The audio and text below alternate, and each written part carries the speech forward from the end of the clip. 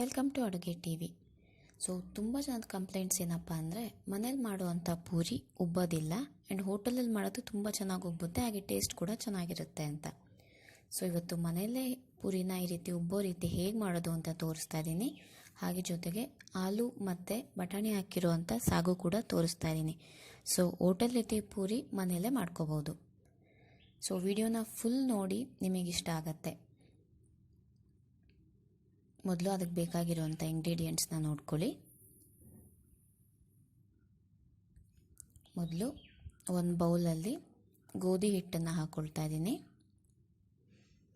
ಅದಾದಮೇಲೆ ಮೈದಾ ಹಿಟ್ಟನ್ನು ಸೋಸ್ಕೊಂಡು ಹಾಕ್ಕೊಳ್ತಾ ಇದ್ದೀನಿ.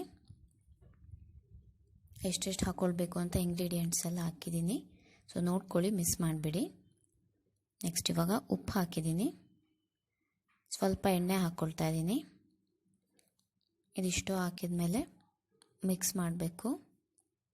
ಸೊ ಮೊದಲೇ ನೀರು ಹಾಕ್ಕೋಬೇಡಿ, ಸ್ವಲ್ಪ ಮಿಕ್ಸ್ ಮಾಡಿದ್ಮೇಲೆ ಹಾಕ್ಕೊಳ್ಬೇಕು.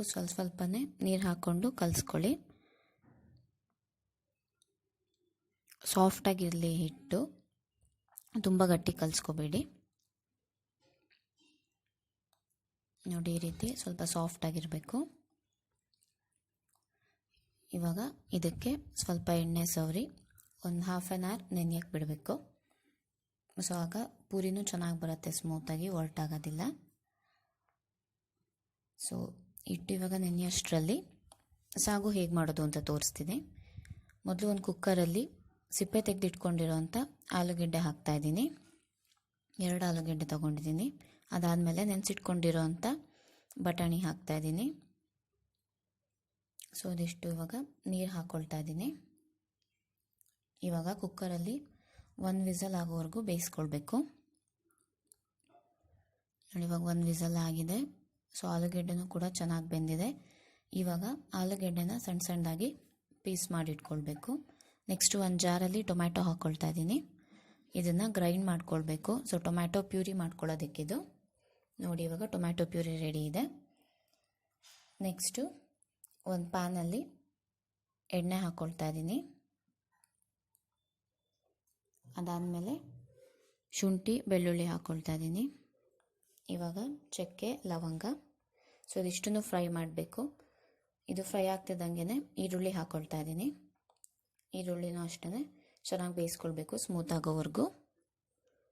ಅದಾದಮೇಲೆ ಇವಾಗ ಟೊಮ್ಯಾಟೊ ಪ್ಯೂರಿ ಹಾಕ್ಕೊಳ್ತಾ ಇದ್ದೀನಿ, ರೆಡಿ ಮಾಡಿಟ್ಕೊಂಡಿದ್ದು. ಅರಿಶಿನ ಪುಡಿ ಹಾಕಿದ್ದೀನಿ. ಇವಾಗ ಖಾರದ ಪುಡಿ ಹಾಕ್ತಾ ಇದ್ದೀನಿ. ನೆಕ್ಸ್ಟು ಗರಂ ಮಸಾಲ, ಆ್ಯಂಡ್ ಇದಿಷ್ಟು ಆದಮೇಲೆ ಧನಿಯಾ ಪುಡಿ ಹಾಕ್ಕೊಳ್ತಾ ಇದ್ದೀನಿ. ಇದಿಷ್ಟನ್ನು ಚೆನ್ನಾಗಿ ಮಿಕ್ಸ್ ಮಾಡಬೇಕು. ಸೊ ಇದಿಷ್ಟು ಮಿಕ್ಸ್ ಆದಮೇಲೆ ಇವಾಗ ಬೇಯಿಸಿಟ್ಕೊಂಡಿರೋಂಥ ಹಸಿರು ಬಟಾಣಿ ಹಾಕ್ತಾ ಇದ್ದೀನಿ.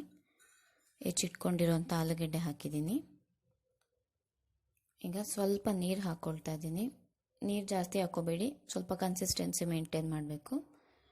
ಅದಾದಮೇಲೆ ಈಗ ಉಪ್ಪು ಹಾಕಿ ಮಿಕ್ಸ್ ಮಾಡ್ತಾ ಇದ್ದೀನಿ. ಕೊತ್ತಂಬರಿ ಸೊಪ್ಪು ಹಾಕಿದ್ದೀನಿ. ಸೊ ಇದಿಷ್ಟು ಮಿಕ್ಸ್ ಮಾಡಬೇಕು. ಲೋ ಫ್ಲೇಮಲ್ಲಿ ಇರಲಿ, ಇಲ್ಲಾಂದರೆ ಆಲೂಗಡ್ಡೆ ಎಲ್ಲ ಪ್ಯಾನ್ಗೆ ಅಂಟ್ಕೊಳ್ಳುತ್ತೆ. ಸೊ ನೆಕ್ಸ್ಟು ಇದನ್ನ ಕವರ್ ಮಾಡಿ ಒಂದು 2 ಮಿನಿಟ್ಸ್ ಅಷ್ಟು ಬೇಯಿಸ್ಕೊಳ್ಬೇಕು. ನೋಡಿ, ಇವಾಗ ಇದು ಆಲ್ಮೋಸ್ಟ್ ಆಗಿದೆ. ಇವಾಗ ಫ್ಲೇಮ್ ಆಫ್ ಮಾಡಿ ಕಸೂರಿ ಮೇಥಿ ಹಾಕ್ತಾ ಇದ್ದೀನಿ. ಸೊ ಇಷ್ಟೇ, ಇವಾಗ ಸಾಗು ರೆಡಿ ಆಯಿತು. ಸೊ ನೆಕ್ಸ್ಟು ಇವಾಗ ಹಿಟ್ಟು ಕೂಡ ನೆಂದಿರುತ್ತೆ. ಸೊ ಸ್ವಲ್ಪ ಈ ರೀತಿ ಸಣ್ಣದಾಗಿ ನಿಂಬೆಹಣ್ಣಿನಷ್ಟು ದಪ್ಪ ಹಿಟ್ಟು ತೊಗೊಂಡ್ರೆ ಸಾಕು. ಅದನ್ನ ಈ ರೀತಿ ಲಟ್ಟಿಸ್ಕೊಳ್ತಾ ಇದ್ದೀನಿ. ಸೊ ಎಣ್ಣೆ ಕಾಯಕ್ಕೆ ಇಟ್ಕೊಳ್ಬೇಕು. ನೋಡಿ, ಇವಾಗ ಪೂರಿ ಲಟ್ಟಿಸಿದಾಗಿದೆ, ಎಣ್ಣೆ ಕಾದಿದೆ. ಇವಾಗ ಎಣ್ಣೆಲಿ ಹಾಕ್ತಾ ಇದ್ದೀನಿ. ಎಣ್ಣೆಲಿ ಹಾಕಿದ ತಕ್ಷಣವೇ ಸ್ವಲ್ಪ ಸಾಫ್ಟಾಗಿ ಮೇಲ್ಗಡೆ ಈ ರೀತಿ ಟಚ್ ಮಾಡಿದರೆ ಸಾಕು, ಪೂರಿ ಉಬ್ಬುತ್ತೆ. ಹಿಟ್ಟು ಕೂಡ ಚೆನ್ನಾಗಿ ನೆಂದಿರೋದ್ರಿಂದ ಚೆನ್ನಾಗಿ ಉಬ್ಬುತ್ತೆ, ಚೆನ್ನಾಗಿ ಬರುತ್ತೆ ಪೂರಿ. ಸೊ 2 ಸೈಡು ಈ ರೀತಿ ಬೇಯಿಸ್ಕೊಳ್ಬೇಕು. ಚೆನ್ನಾಗಿ ಫ್ರೈ ಮಾಡಿ ಸ್ವಲ್ಪ ಬ್ರೌನ್ ಕಲರ್ ಆಗೋವರೆಗೂ. ನೋಡಿ, ವಿಡಿಯೋ ನೋಡ್ತಾ ಅಡುಗೆ ಟಿವಿಗೆ ಸಬ್ಸ್ಕ್ರೈಬ್ ಆಗೋದನ್ನು ಮರಿಬೇಡಿ. ಹಾಗೆ ಇದಿಷ್ಟ ಆದರೆ ಎಲ್ಲರ ಜೊತೆಗೂ ಶೇರ್ ಮಾಡಿ. ನೀವು ಕೂಡ ವಿಡಿಯೋನ ಲೈಕ್ ಮಾಡಿ.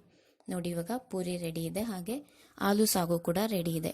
ಸೊ ಇದೆರಡು ಒಳ್ಳೆ ಕಾಂಬಿನೇಷನ್. ನಿಮಗಿದು ಇಷ್ಟ ಆದರೆ ಅಡುಗೆ ಟಿವಿಗೆ ಸಬ್ಸ್ಕ್ರೈಬ್ ಮಾಡಿ, ಹಾಗೆ ವಿಡಿಯೋನ ಲೈಕ್ ಮಾಡಿ, ಕಮೆಂಟ್ ಮಾಡಿ. Thank you.